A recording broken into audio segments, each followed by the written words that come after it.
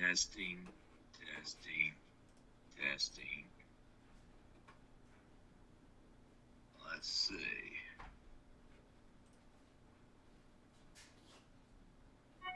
All right, looks like we're live. All right. We are live tonight. Week 8 of the 2022 regular season. We've made it through the hump over the halfway point, and ready to dive into week 8. Just remind everyone, please subscribe to Get Rip Collectibles on YouTube. Woo. As well as like the video. Helps us out tremendously. Gator Dave is broadcasting from the place down south in Panama City Beach tonight. So we came down and planned on watching that LSU game, which was a joke, and then came over here to the condo to enjoy the week. However, we did have to work, so we haven't got a lot of time down here, but enough. And got that great view you see behind me. So again, we're here on the beach. I guess the first thing, as Mike gets things ready, I want to throw out there was, how about them Tennessee Vols? Ooh, huge win over Turkey Nick and the Crimson Tide. What do you think about that, Mike? Oh, yeah, no doubt. I mean, it was massive. Absolutely massive. All right, we should be good to go. Set to go? We should be good to go. We're both rocking orange. Look at us. It's a beautiful, we are. it's a beautiful Right, thing. teams. Great minds think alike, Dave. Not the same team, but we're going orange. Maybe it'll bring us some good luck, both of us this week. So, I need it. I would love to have it. So, speaking of the Vols, we talked about, one of the things I talked about last week was, what if the Vols did win? What would happen with Mr. Hooker and the Heisman race? Guess who's number 2? Clicking on the heels of C.J. Stroud, Mr. Hayden Hooker from Tennessee, and you know what would push him over the top, and that is win over Georgia in 2 weeks, right? Oh, yeah. He'll be consensus number 1 if that happens, no doubt in my mind. Oh, yeah, for sure. Absolutely. Well, hey, let me throw up last week's recap. Yeah, I was about to go into Gator Dave had a rough week last week. He 2 weeks in a row done good, and then last week hit the bricks, man. Ugly. What do we got? So yeah, we got what did you go? You went 6-6, and I went 9-3. Woo! Gator Dave. Wow. Uh-oh. That's a shellacking there. You see that medal up in your upper right corner? It's getting a little tight. It's getting a little closer. You know, you got. Yeah, that would do it last week. You got 3 games up on me last week. I'd say it did, but this week I feel much more confident in my picks this week than I did last week. I told Nevada last week I was like, I wasn't feeling it going in. Was not feeling it last week, and obviously took a crash and burn. And nice job on 9-3. Very impressive. Thank you, sir. Very impressive, sir. Thank you, sir. I appreciate you. So shall we kick it into gear? Yeah, absolutely. So first couple games are gonna be a little sketchy. Yeah. I know, Dave. I know. Yeah. I Kind know. of like my San Jose State last week, which was garbage, by the way. Yeah, I wasn't gonna bring it up, but since you did, what's going on, man? You told me that was a Gator Dave lock. I threw that in my final 8. I didn't even think twice about it. I was like, you know what? It's gonna be money. They didn't even get more than 10 points against that cruddy Fresno State team. What's going on? We should have hit the under. Terrible. All right, so first one we're going to talk is in the Conference USA. It's going to be Rice and Louisiana Tech. I'm going to keep it short and sweet here. I like Rice. I like Rice money line. They're -3 right now. They're 0-3 on the road, so they're due. It's at Louisiana Tech. Louisiana Tech is another team that hasn't won on the road. Louisiana Tech's 2-4. Rice is 3-3. I don't really have a whole lot of reasoning behind this pick, other than I just think Rice is the better team here. I don't think Louisiana Tech is going to be able to stop them. So yeah, I'm going Rice. What do you think, Dave? Yeah, so I did a little research on it, but it was like I finished my research and I'm like, okay, shall we flip the coin? But Rice is 3-3. Louisiana Tech is 2-4. McMahon for Rice is 97, 164, 277 yards, 10 TDs, 10 INTs. Parker McNeil, 104, 174, 1,591 yards, 14 TDs, 7 INTs. Now, the reason that I picked this game was Rice is 5-1 against the spread, and Tech's only 3-3. That's what broke my tie. Both teams are scoring about 29 points a game. Both teams are giving up about 29 points a game. So I'm going with the against the spread number here, and I'm taking the Owls and the money line as well, Mike. Right on. Right on. All right, moving on from the CUSA because come on. Starting to feel a little more comfortable as we get into these games. Yeah, here's one for you to be real comfortable in, Gator Dave. Let's go to the Mountain West and let's talk Boise State Air Force. What are your thoughts on this one? Well, I can tell you before we start that Mighty Mike is Mr. Air Force, so he's going to be picking Air Force. I don't know what you're talking about. My projection. So, You know nothing, Dave. Boise State is 4-2. Air Force is 5-2. Taylor Green for Boise, 34, 56, 330 yards last week, 2 TDs, 3 interceptions. He came in for the quarterback that was rolling it for Boise State. Daniels, the quarterback for Air Force, obviously doesn't throw the ball a lot. 483 yards. They're running the triple option, 5 TDs and interception. So we look at the against the spread. Boise's 2-3-1. Air Force is 4-3, which kind of goes for Mike. I do like the offensive coordinator. Do you know who the offensive coordinator is for Boise, Mike? I don't. Please tell me. Dirk Cutter. Name you've heard of. But he's now down in the Pee Wee League with Boise. So he's the OC now. He's changed up the offense. Taylor Green's looking good for Boise State.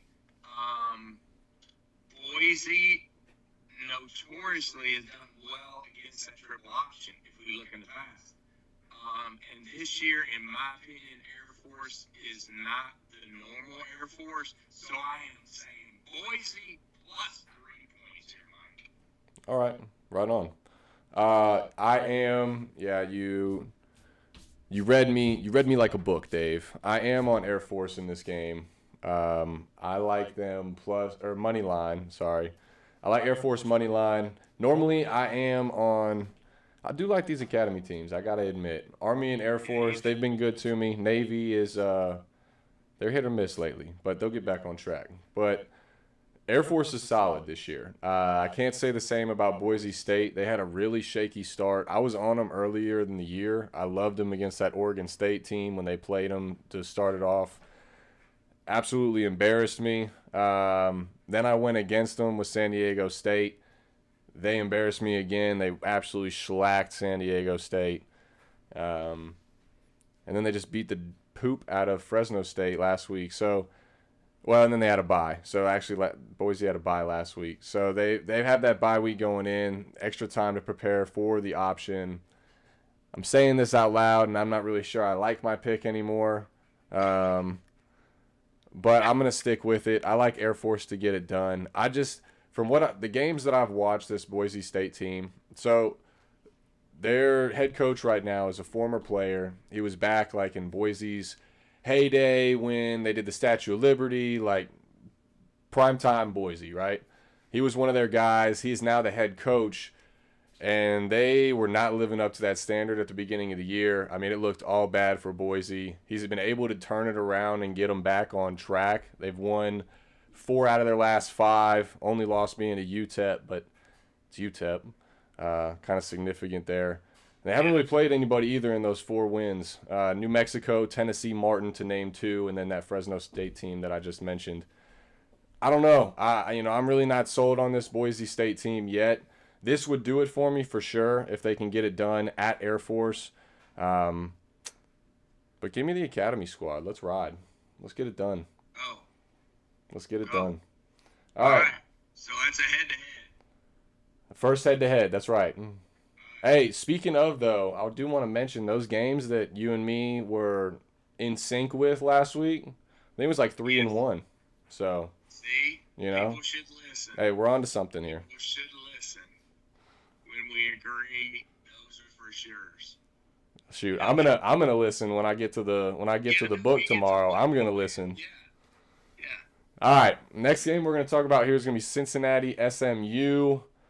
You want to lead us off here with this one? So let's see. So we got Cincinnati -3, 59.5 over under.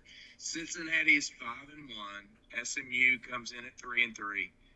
Ben Bryant for Cincy's throwing at 66%, 1,500 yards, 15 TDs, 6 INTs. Tanner Mordecai, 61%. What an evil name. 15 TDs, 6 interceptions.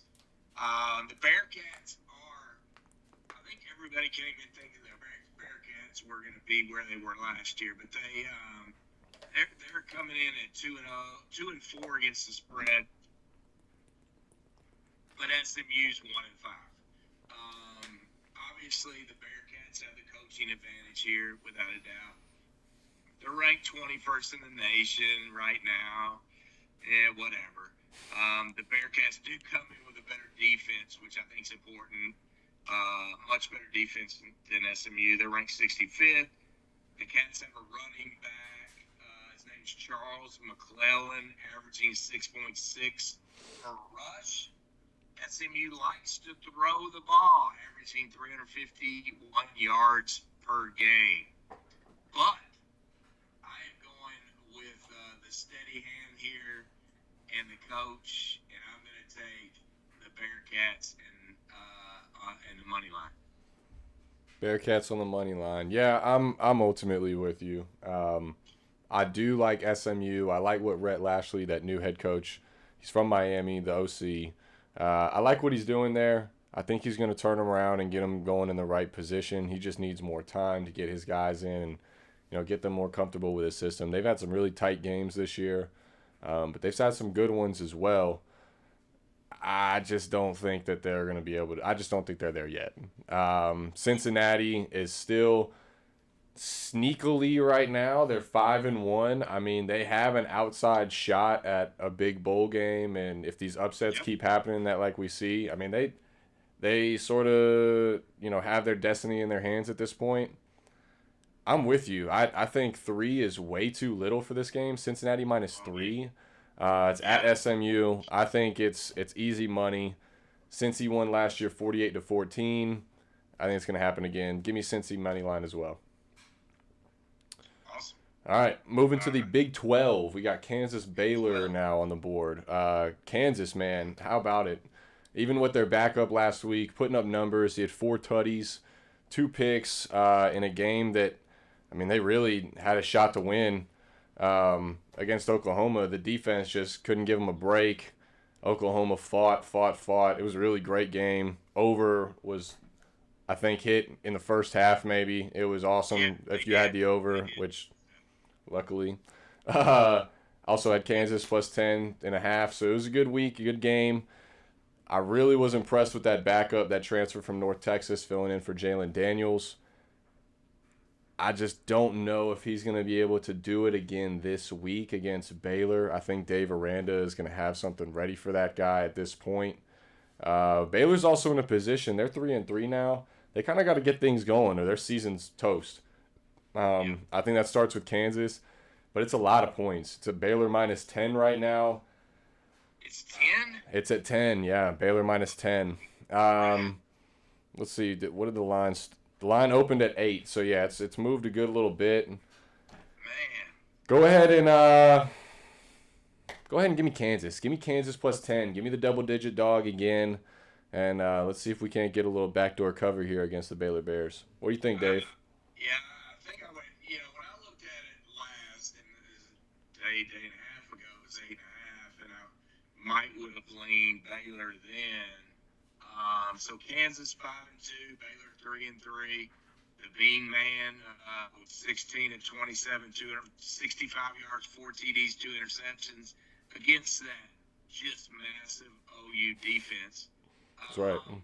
So Shapen's running it at almost 70% completion rate, 1444 on yards, 11 TDs, and only 3 interceptions. So kid's tearing it up. He's doing a good job for Baylor. The Jayhawks, however, 5-0-2 against the spread, and the Bears are 3-3.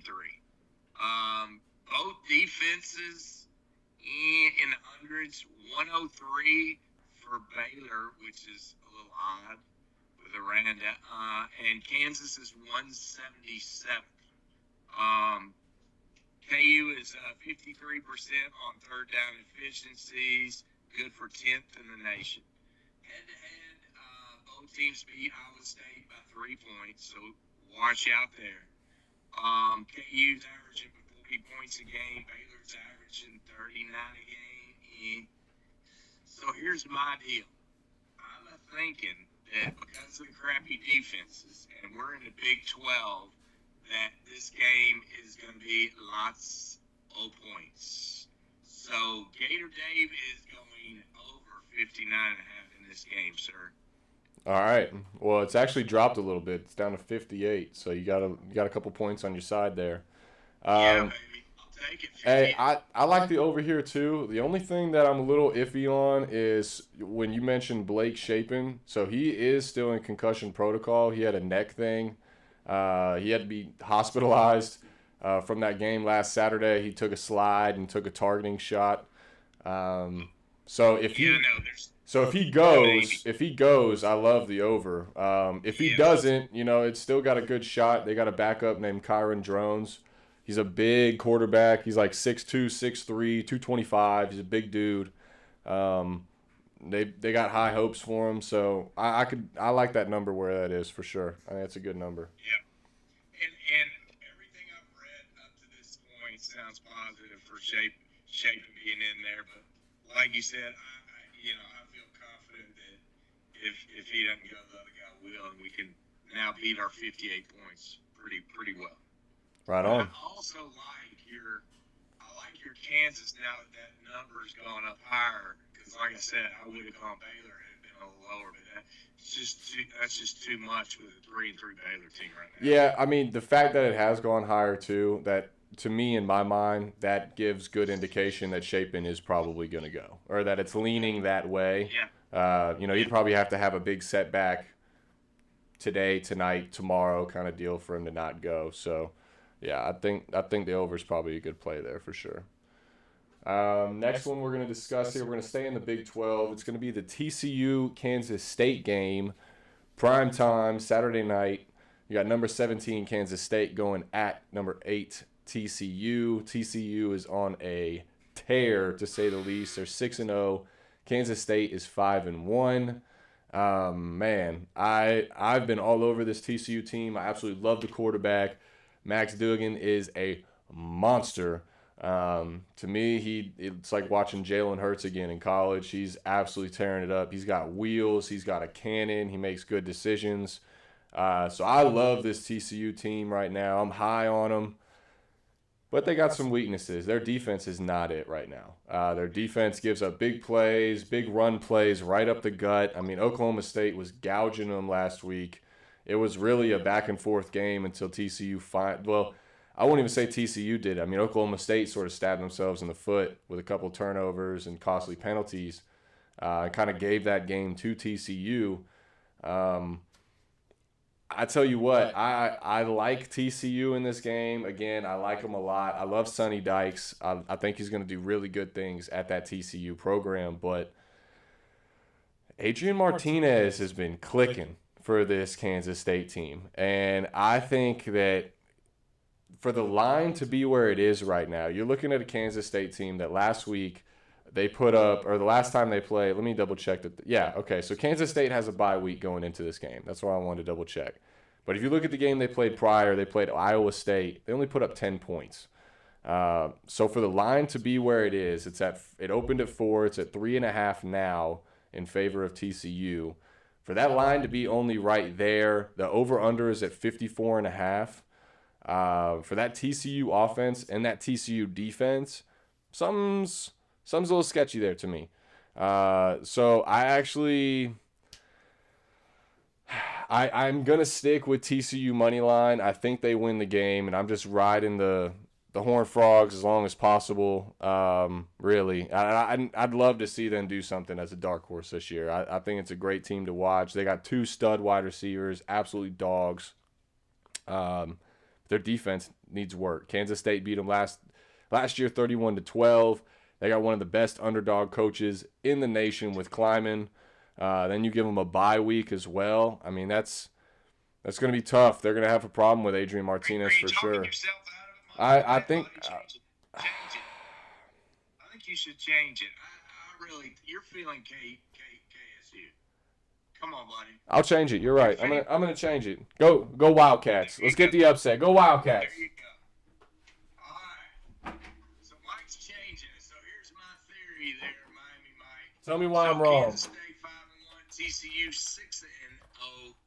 Adrian Martinez throwing at 62%, only 900 yards, 4 TDs, but we know he has rushed for 546 yards at 6 yards per carry. Not too shabby for a QB. But Max Duggan, I mean, you heard Mike talking him up, 70%, 1591 on the yards, 16 TDs, and only 1 interception. So we're going to let Mike go ahead and make his change, and then I'll keep talking about how good TCU is. But so K-State is 5-1 against the spread. TCU is 4-1-1, so they're pretty close there. And I know Mike loves Sonny Dykes. I mean, Sonny Dykes is the man. He's a dude. The man. TCU is at home for this game. Big time. K-State won the game last year, 31-12, Mike. 31-12. Hey, I've got another trivia question for you. Do you know who the TCU offensive coordinator is, or who his brother is? Currently, right now, at this very moment? No, I don't. How about a guy named Garrett Riley, Lincoln's little bro? Okay. Found that out doing research this week. Now, the one thing that's a little scary about the game, the winds are projected around 17 to 20 miles an hour. Could have an effect on Mr. Duggan. TCU rushing defense is not that good. And Deuce Vaughn and Adrian Martinez can run the ball. This is what's made Mike change his pick to K-State. But Gator Dave is sticking with TCU and the money line, baby. They are going to roll Kansas State. Wow. Gator Dave lock. Gator Dave lock. All right. I mean, yeah, I could totally see it. Like I said, I was on TCU. I don't know. Some just doesn't seem right. And man, that defense looked really bad against Oklahoma State last week. Conspiracy theory, Mike. It's a conspiracy theory. We'll see. We will see. Hey, we got it covered though, both sides of the ball, right? One of us is gonna win. That's right, and we're getting less and less on those games that we both like together. So that just means the likelihood that those hit just going up and up and up. Exactly. All right, well, we're done with the Big 12. Let's move north and soon to be West to the Big Ten. And let's talk your team that you had such high hopes for this year that kind of haven't lived up to I guess, like what you had them at, but there's still a chance. I think they're sitting at 5-2 right now. It's the Purdue Boilermakers. That's right. So Purdue Boilermakers, they're making a trip to Wisconsin to play the Badgers. What say you here? All right, so Purdue comes in at 5-2, disappointing Gator Day big time. Wisconsin 3-4, fired a coach. They've had their chance to come back, and rah didn't work. Aiden O'Connell 66%, 1,950 yards, 14 TDs and 5 interceptions. Graham Mertz there at Wisconsin 63%, 1427, 15 TDs. 6 interceptions, not too shabby. Both teams come in at a paltry 3-4 against the spread. Wisconsin got beat last week by Michigan State. Michigan State not been very good at all this year. Purdue's not done well in the past against Wisconsin. And really, neither team's really performing up to expectations. But I'm going to hold my glimmer of hope at the beginning of the year in Purdue and say Wisconsin's hitting the skids, and I'm going to take Purdue and that 2.5 points. All right, I had a feeling, Dave. I gotta say, I had a feeling which side you were going with this one. I'm on the other side. I like Wisconsin here. Just kidding. No, I'm on the under. That's the under. I like the under. I think Aiden O'Connell is great. But I think the fact is that Wisconsin's defense is still solid. They've been solid all year long.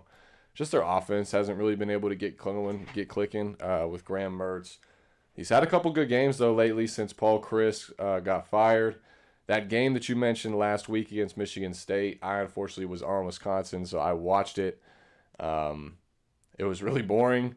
The under looked great for those playing, but when they went to OT, there were about 20 points scored in between the two OT sessions. So that score of 34-28 is a little inflated just based off of that. It was a lot more lower scoring, so I think the defenses are going to prevail here. I think it's going to be a really boring game. Give me the under 52. I could totally see Wisconsin or Purdue going in and actually winning this one, though, for sure. If Wisconsin doesn't get anything going on offense, I mean, it could be a long day. I think the only benefit that they have really is that it is in Wisconsin and not at Purdue. Yeah. So, all right. Next one we're going to talk is we're going to stay in the Big Ten here. It's going to be Penn State and Minnesota. I'll go ahead and kick it off with this one. I like Minnesota in this game. If Tanner Morgan plays, right now he is hurt. He's questionable. He's going through the same sort of thing that the other quarterback we were talking about earlier, which is escaping me, is going through. Blake Shapen. So he might not play. It's a head thing for Minnesota if he plays. I love Minnesota in this spot. They have a stud running back in Ibrahim. Tanner Morgan is a great quarterback. He can sling that thing, especially on Manny Diaz's Penn State defense. They are aggressive. They have a ton of hurries. They have a ton of pressures. They're top 10 in a lot of stats. They look really good. And then you look at some of those other stats, and they're in like the bottom 10. So that's what you get with a Manny Diaz defense. It's sort of make or break. He's going to go at you, but he's going to leave holes. And if you find him and exploit him, it's going to be a long day for that defense. So I think that between Ibrahim and Morgan, this Minnesota team will be able to exploit them. If Tanner Morgan does not go, I do not like Minnesota. I do not like this game. This is a game that you should 100% wait if you are going to play it until the decision is made with Tanner Morgan. Otherwise, do not touch it, in my opinion. But I love Minnesota plus 3.5 if he goes. What do you think, Dave?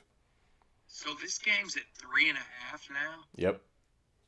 Oh, man. Yeah, that must have moved when they thought Morgan wasn't going to play. So Minnesota 4-2, Penn State 5-1, Tanner Morgan 67%, 1,200 yards, 7 TDs, 5 interceptions. Sean Clifford 60%, 1150, 9 TDs, 2 interceptions, just adequate.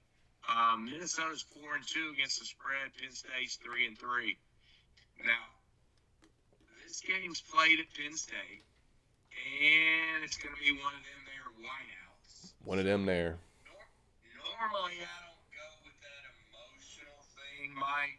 You like the emotion, so you college football, baby. You probably know it's going to be a whiteout. See, I didn't know it was going to be a whiteout. No. Changed your bet. Penn State's rushing defense not that great. You spoke about the running back for Minnesota. Mm-hmm. Could be a problem. Mm-hmm. All it takes that I'm here right now, and now that the lines moved from 5.5 to 3.5 in 2 days, probably saying Morgan's not going to play. So since we're on Thursday, we got to make a bet. Clifford did go out against the Michigan game, and he's supposed to play. Penn State was obviously awful last week. Did not play well, but they're playing Michigan, and I told you last week that Michigan is better than they were last year. Mark my words on that one. Just be ready. I think Penn State's going to bounce back from the loss that weekend. Big whiteout, big game. They're not going to take Minnesota for granted, and I think they're going to have enough to get me. Well, heck, I might as well go money line, Mike, if it's 3.5. You good with that? Yeah, I can change it for you. Okay. I can change it for you. Yeah, I mean, no, the fact that it's a whiteout for Penn State, I mean, that is a huge thing. In college football, if you've ever been to a college football atmosphere game where a whiteout is going on, a big rivalry is going on, a game that sort of decides, if a team goes to a conference championship game or not, is going on. I mean, it speaks for itself. So, a Penn State whiteout game is a big deal. It's going to be rowdy. I think Minnesota is going to go into that game with that mindset, of just how everybody has to go into games like that, right? Like, no, we're going to be the difference. We're going to make this place silent. They can be as loud as they want. We're going to go in here and shut them up. I mean, they have to have that mindset, and I get it, but that's going to be a tough task. And if Tanner Morgan does not go, I mean, Penn State could easily do exactly what Michigan did to them last week and blow them out. So again, do not, if you are on a side, I think Gator Dave is there. It's the Penn State money line. If you need to get to it now, if you can wait, I would wait to see if Tanner Morgan's going to go, see what that line's going to do. Like Dave also said, there has been some movement at that line. Some books had it at 5.5 at the beginning of the week. It's down to 3.5. So there has been money coming in on Minnesota's side for that line to move like that, because they're trying to take those points away from that Minnesota side and make it more difficult. So just something to consider. If that line moves more, definitely take note of it. But I think Dave is on the right track here. I'll change that one for you, Dave. Go ahead and take us to Pac-12 and UCLA, Oregon, please, sir. All right, we'll do that. Hey, I want to say hi to Scotty Boy is on. Thanks for tooting my horn there, Scott. We got a shout out from Scott Crawford. All right, so we are moving into the Pac-12. To me, this game, pretty exciting game for the Pac-12. We don't see too many of those very often. This one's UCLA versus Oregon. Oregon's favored by 6 at home. UCLA comes in at undefeated. Kind of interesting considering their coach. He used to coach at Oregon. Now he's coming home. Okay, playing at Oregon. UCLA 6-0. Oregon is 5-1.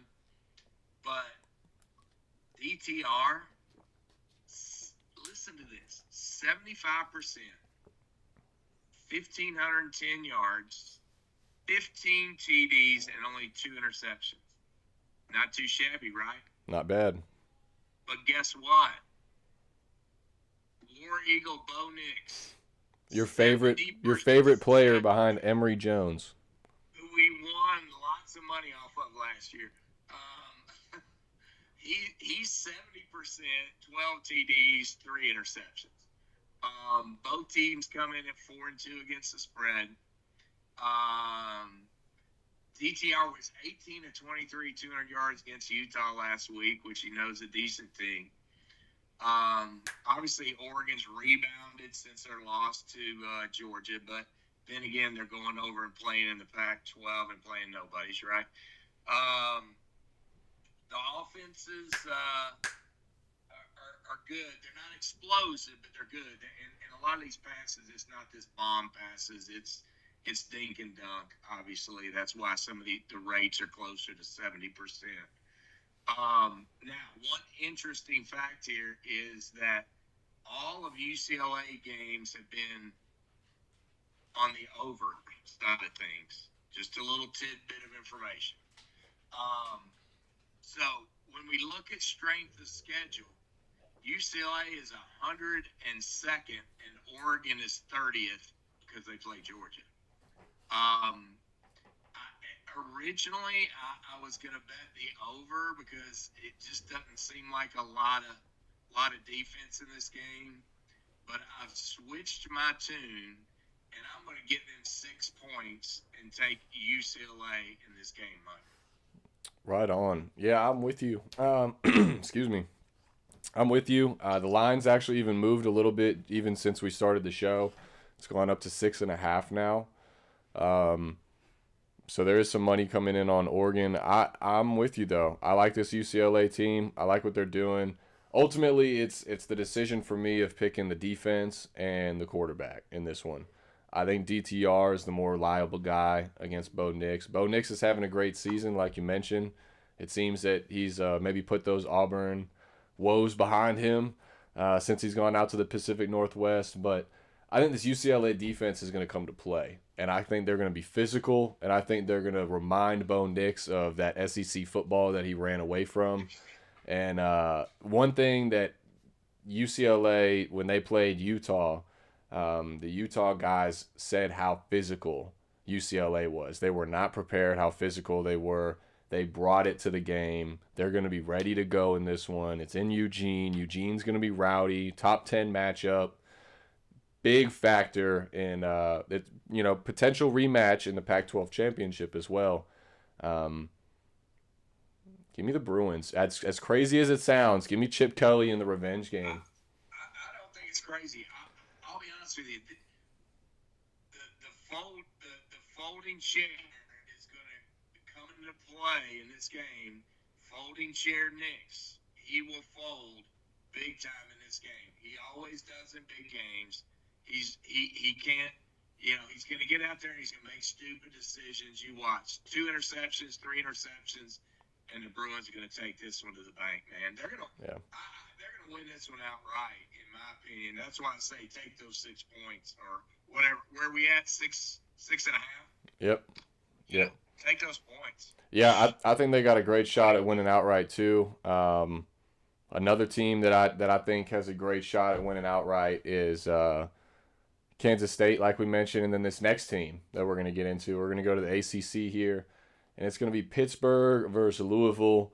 Louisville is the favorite. It's up to -2.5. They're coming off of a bye week. Malik Cunningham did not play. Their quarterback did not play in their last week beforehand, and they lost. They've had a real up and down season so far. They can't really seem to have any consistency.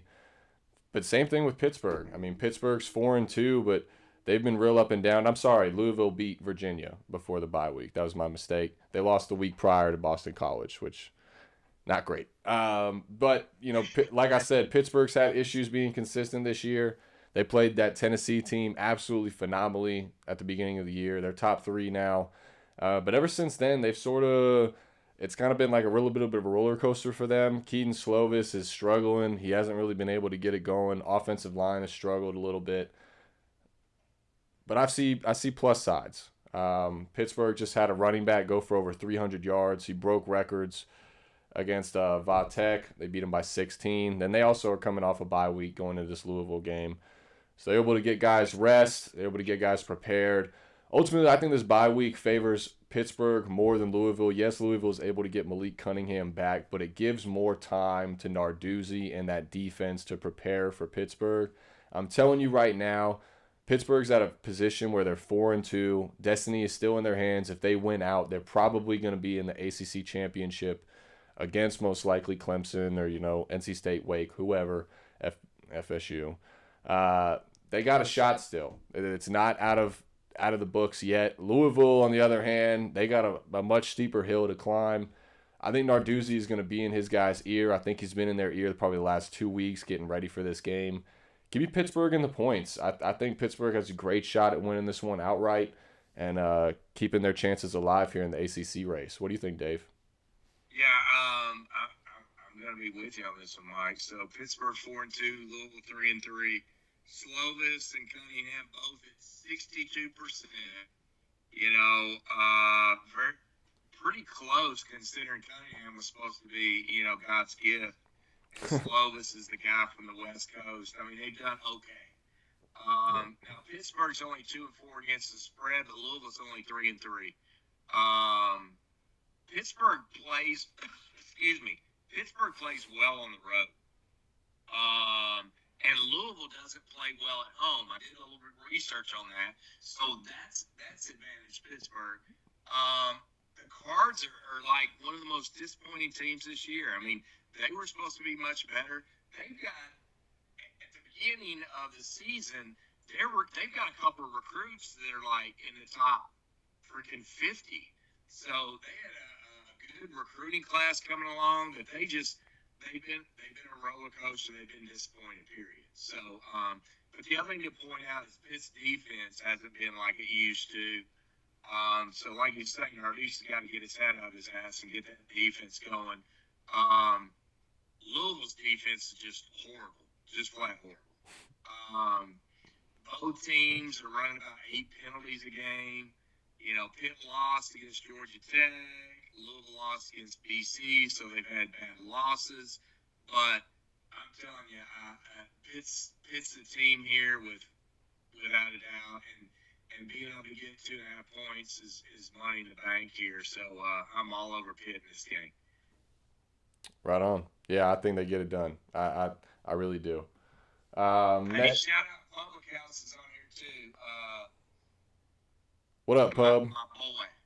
What up, Pub? Next, we're going to stay in the ACC here for a couple games. We're going to talk Syracuse, Clemson. Dave, tell me why you had this one on the list this week. So, it's just an exciting game, man. And Syracuse, Clemson. Exciting. All right, let's hear it. Because I don't believe Clemson can win by 2 touchdowns. Where are we now with this? Tell me where the line's gone. Is it 13.5? Let me get you an update. We are at 13.5. Yep. So 13.5. I think Clemson's good. But I also think Syracuse is pretty decent and can hold them under those 2 touchdowns. Both teams are undefeated, 6-0 and 7-0. So Schrader coming in at 70%, 1,434 yards, 12 TDs, 3 interceptions, pretty damn good. DJ's at 64%, 1,600 yards, 7 TDs, 2 interceptions. Syracuse is 5-1 against the spread. Clemson's 4-3. This one is at Memorial Stadium in Clemson, but it's a 12 o'clock game, so advantage. Not necessarily home field there is taken away slightly because we know those noon games are a little slow. Clemson won this game last year, only 17-14, and to me. Both teams are better, but Syracuse is much better than they were last year. They've got a tough defense that I believe is underrated. Clemson just beat Florida State at home, but they gave up a lot of points. Schrader's been a little bit up and down, but he's improved dramatically over this year. I mean, Dude was a freaking receiver at one time, and he came over from Mississippi State. We talked about him last week. I was high on him. Yep. Clemson, however, 35 of 35 in scoring in the red zone. Not bad. Sean Tucker, the running back for Syracuse, he's a beast, man. He is 50% of Syracuse's offense, meaning he's running the ball or catching the ball in the backfield. I don't think Syracuse wins this game at all, but give me those 13 and a half points. You know what'll happen? Freaking Clemson will win by 14, but I'm going Orangeman and taking the 13 and a half. Maybe somebody I can get 14 somewhere. Some betting service out there, right? But I'm going Orangeman. All right. Yeah, Not with me. Well, I mean, I could see it, but man, this feels like a 38-10 kind of game for Clemson, where Syracuse is riding high. Everybody's sort of, I don't know, man. Clemson looks really good this year. So I'm not going to pick, Syracuse or Clemson. I'm going to go the under here. I think it's going to be a tight game for at least a good bit of it. I think it's going to be competitive, but I think the two things that matter the most are the running back that you mentioned for Syracuse and also the running back Will Shipley for Clemson. I think they're going to get a lot of carries. I think in turn that's going to run a lot of clock off. And I think these defenses are going to come to play a little bit. So give me the under here. Give me the under.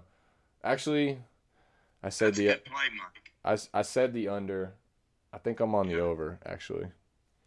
I said the under, and here I am hyping up the under.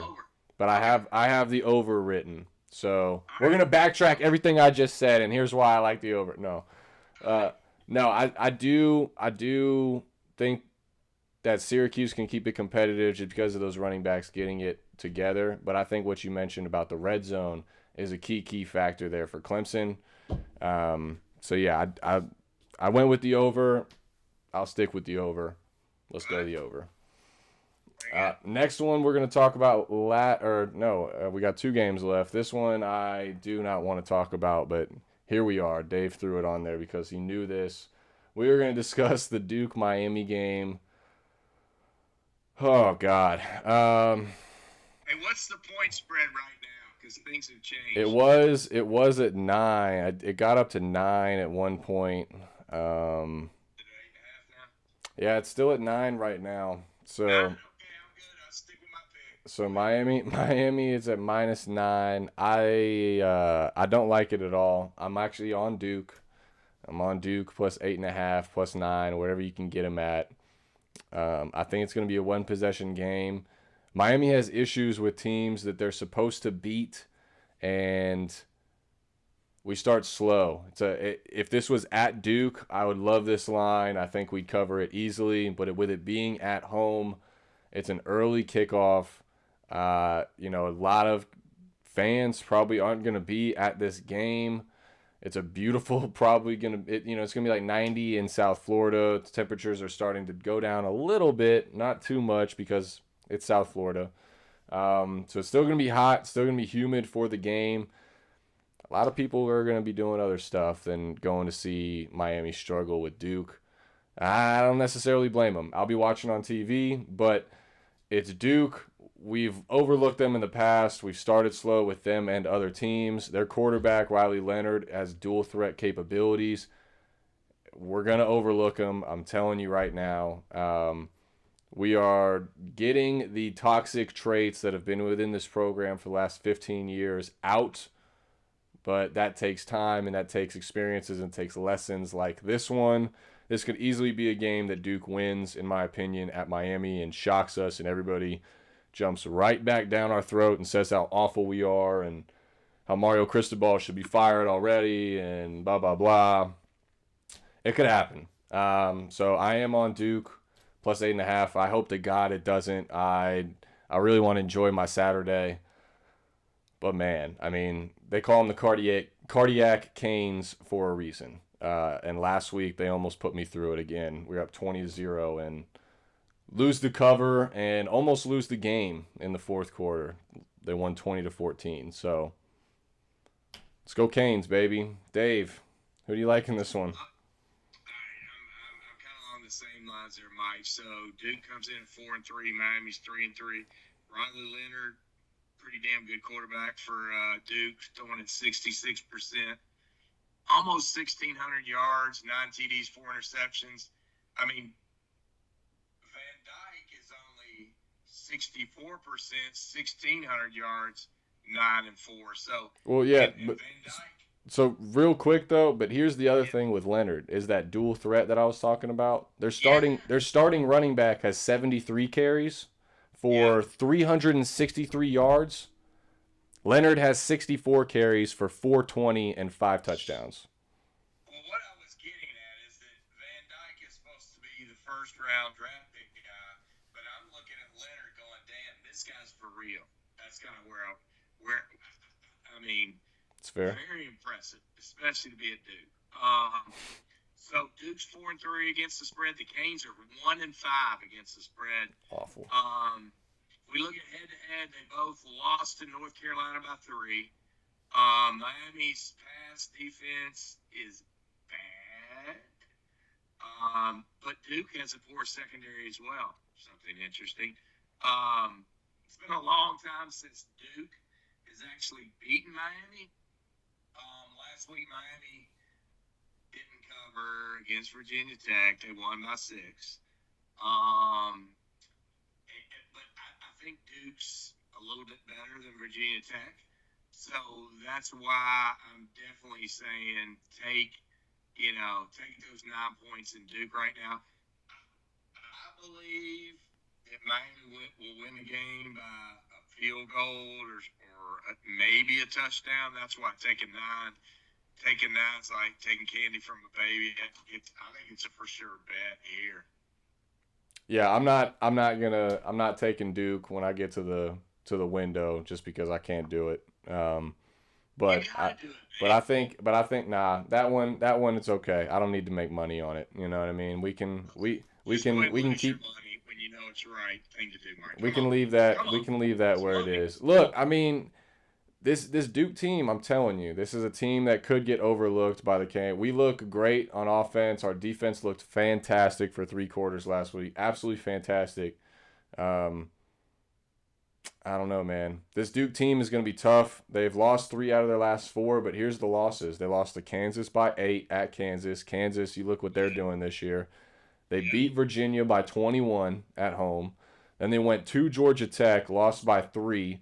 That was when Georgia Tech fired their head coach. So they had all the emotions there. And then last week, like you mentioned, I mean, that in state rivalry with North Carolina, which Duke never competes in with North no, Carolina. no. They lost by 3. They were a 7 point dog. Easily had a shot to win that game. So the only thing that really goes into Miami's favor here is if Duke has that lag from last week. They have 2 back-to-back 3 point losses. Is there any lag that carries over? You know, they're holding their heads down a little bit. Or if they're on the other side of it, which I think they are, which is why I'm on the Duke side. I think they're riding high. I think they're talking to each other like, hey, we could easily be, a one-loss team right now, if not undefeated with that Kansas loss. Um,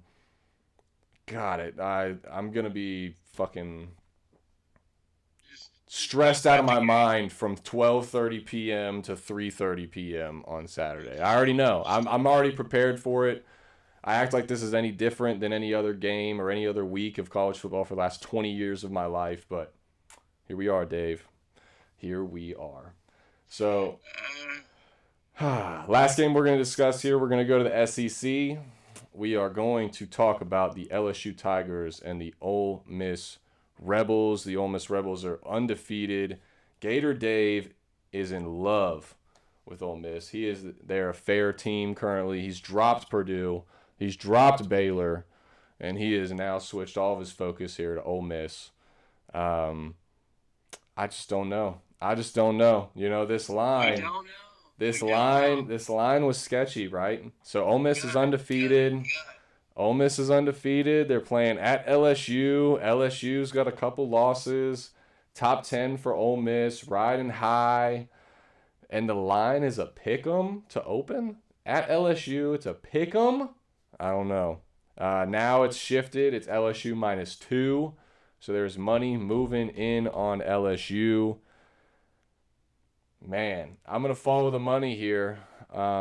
It feels too screwy. Ole Miss 100% should blow LSU out the water in this game, but the line does not reflect that. So I'm gonna tell you why. You go ahead. I would love for you to tell me why. Let me take LSU money line, and you tell me why I need to change it before I throw it up there. So Jackson Dart, QB for Ole Miss, yep. 188 yards, 11 TDs, 6 interceptions. Jaden Daniels, 69%, 15, 64, 10 TDs, 1 interception. Mm-hmm. So Daniels looks a little bit better. Ole Miss is 3-4 against the spread. LSU is 4-3, only 1 off. This is a Saturday night game in Death Valley. Points toward LSU. Some just don't think Ole Miss is all that. I'm thinking otherwise, mainly because of what our boy has brought in to this team. I think Kiffin's brought in one of the best portal classes of anyone. Okay, and I think it's going to show later. I'm going to play it down a little bit right now, but I don't think Ole Miss is getting any respect. Here's the deal. The Gators ran the ball well against LSU. If anybody has watched any of the Ole Miss games, I talked about Dart being okay. LSU has the biggest 1-2 punch in college football for running the ball. They are going to run up and down on LSU. You mean Ole Miss has the biggest 1-2 punch? Ole Miss, my bad if I misspoke. Yeah, Ole Miss does. Great 1-2 punch. Yep. Great. In my opinion, best in college football. I would agree. Run up and down on LSU, and I think Dart's going to fill in the blanks.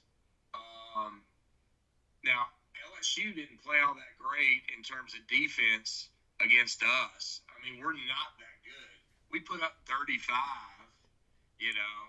I mean, the game was kind of already over when y'all started scoring points. Whatever, bro. It was kind of 42. It was kind of 42-21 in the fourth quarter.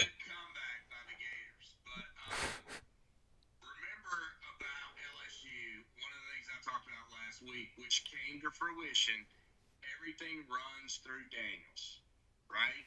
The quarterback. He's their passer, and he's their rusher. And in my opinion, I think Ole Miss is better prepared than the Gators were at stopping Daniels. Everybody's high on that. That's why this line's this way, Mike. Right. Because they think they blew up a Florida team. Our defense is horrible. Horrible. Did I say horrible? Horrible. Say it again, Dave. Everybody's high on Daniels right now, and I'm telling you, go a couple of games back, when they played a real defense, and they couldn't do it. Ole Miss is not the best defense. Never have been, but they're okay. They're adequate. They're better than us. So I am telling you, take the money to the bank on this thing, and bet Ole Miss and get the 2 points now, because I'm telling you that game's going to be 7 to 10 point win by Ole Miss, because everybody thinks Daniel's the bomb and this offense is back, but it was Florida's defense. Trust me on that. So based off of what you've just said, I am actually going to switch my pick. I am going to go from LSU money line to the under. I'm not following Ole Miss. I am going to the under. I think it's going to be I think that Ole Miss defense is going to show up, land shark style, and they're going to get it done. I think this game it's a high total right now. It's at 67. That's a great pick, because remember what I said. It's all that Ole Miss rushing attack. They're going to eat up clock. They're going to score 35, and LSU's going to score 17. Yeah. You know, So I'm gonna. I'm telling you, that's the way it's gonna go. Yeah. So I'm switching over. That's a good bet, Mike. Switching over. We're going to the under here. I like it. I like it. All right. Let me get the recap up on the board for the folks. All right, real quick. So we both are in agreement here on Rice money line. You like Boise plus the points. I like Air Force. We're both on Cincy money line. You are on Kansas Baylor over. I'm on Kansas plus 10. You like TCU money line. I am on Kansas State plus 3.5. You like Purdue plus 2.5. Give me the under. You are also on Penn State money line. Give me the Gophers plus 3.5 if Tanner Morgan plays, their quarterback for Minnesota. If the quarterback for Minnesota does not go, do not play. If he does not play, 100% slam Penn State. Penn State is the play if Tanner Morgan does not go for Minnesota. For our record. I'm gonna stick with Minnesota. I'll leave Minnesota on the board. It's gonna be Minnesota. But if Tanner Morgan, their quarterback, does not play, do not put your money on Minnesota. If they still win, fuck it. I'll be happy for you. I'll be happy. I'll get the dub. But I'm telling you, I would not do anything if Tanner Morgan does not play that game. I'm telling you right now. We both are on UCLA plus 6. Chip Kelly going back to Eugene. Give us the revenge. We love the revenge. We're both on Pittsburgh against Louisville. You are on Syracuse plus 13.5. You think it's too many points. I'm on Syracuse Clemson over. I want all the points. We're both on Duke plus 8.5 here.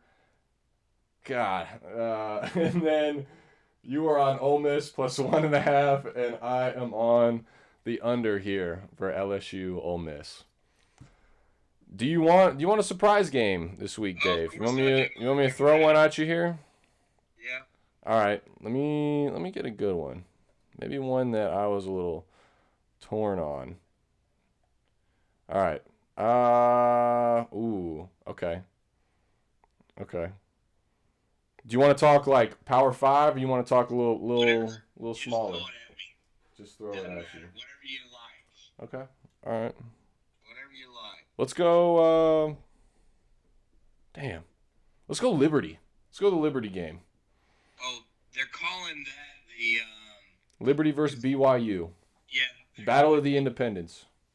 They're calling that some kind of Christian game or what? Something, They got a name for this one. It has to do with both schools, religious schools. Oh, so, got you. I was gonna say I don't. BYU is not that. So we're doing Liberty. So we got BYU coming in at 4-3. Liberty Flames at 6-1. BYU is getting 5.5. Let's see here. In the last games, we've got Liberty. Ooh, they haven't played anybody, Mike, have they?